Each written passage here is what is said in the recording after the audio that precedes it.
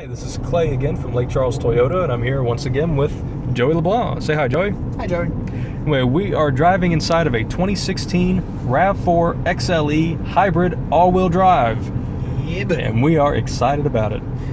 It has met all of my expectations that I expected for it. The all-wheel drive system, I was really impressed with, though, because it actually gives power to all four wheels from takeoff to about 15 miles an hour.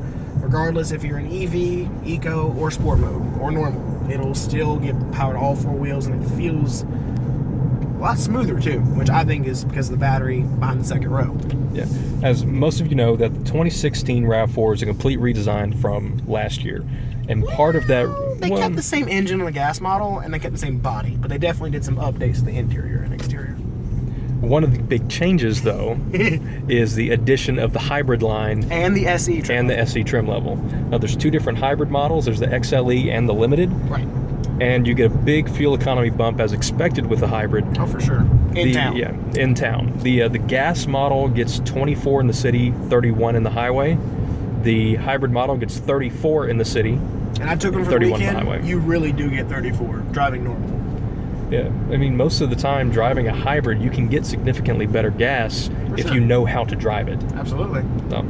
Now, don't get me wrong, you're not going to hurt yourself by getting an XLE versus a Limited for the RAV4. You still get plenty of features jam-packed, especially if you have the new Safety Sense package, which would give you the radar cruise control, pre-collision system, automatic high beams, and then with the RAV4, of course, you will get the blind spot monitor, and you get front and rear parking sonar when you add that package as well. And the lane departure alert. Oh, with the steering active. Same thing as the Avalon that we did. Mm-hmm. And now the XLE, you'll still have the option, actually on the standard, it's the premium, in-tune premium system with the integrated nav. You get the sunroof, you get the dual zone climate control. Power liftgate with the height adjust. Yeah. Most of those options are optional on the gas model. Right. So, now, unfortunately, if you look in the center console, you have this great new screen, but you don't have room for your CD player, which makes sense, though, because everyone's going to using their Bluetooth through their phone or streaming through another kind of audio source. And, of course, you still have the USB and auxiliary port down here at the bottom. So, but those of you who still really want to use a CD player, on the LE base model RAV4 gas, you still have a CD player as an option.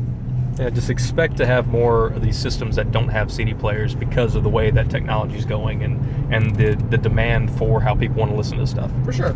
Anyway, the suspension has been changed quite drastically from the old model. On every single RAV4. Yeah, not just the hybrids, but every single one. That's one of the biggest complaints about the 15 and older models is the rough ride. And now, it's actually quite smooth. Don't let my crappy camera work fool you. Now, like the Avalon for 2016, you had the touring model that gave you that sportier suspension and sportier looks and feel. The RAV4 is actually going to do the same thing and have an SE trim level, which we actually will show you in a video later. But that's only available in the gas model, which still has the 2.5 four-cylinder with the 6-speed automatic. Okay. Now, about the hybrid specifically, it has the nickel metal hydride that was in the Priuses. Sure. And you know, Priuses this past year put a new battery in their system.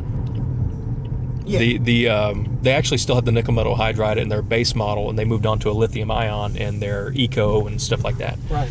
But they know that this one works really well with this powertrain. It's got a 2.5 liter engine.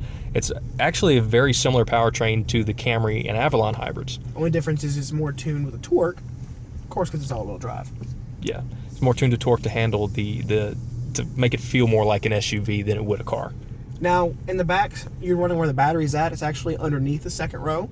It really doesn't compromise, though, any other space because the way the seat folds, instead of just folding completely flat, it just folds on top of it, if you will. But you still have almost 30 cubic feet of storage in the back with it folded down. So yeah, you lose like, what, 3.5 cubic feet, something like that? It's not enough to really worry about. Yeah, especially whenever you already have that much space in it. For sure. Which is one of the best parts about a RAV.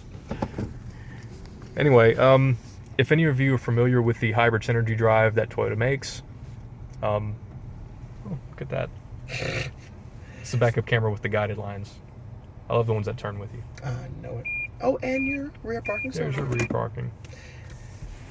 Anyway, your hybrid system. Boop. Oh yeah, let me show that real quick. Just from takeoff, you see the yellow lines that'll come across. All four wheels. Sorry, I love that. You can do that, and then if you look over there, let me see. EV. Anytime you see EV in a hybrid vehicle that Toyota makes, they mean it is running strictly on electric power. So, anyway, we're still going to play with the stuff a little bit more. Coming up next, we want to show y'all the SE, but that'll come a little bit later on.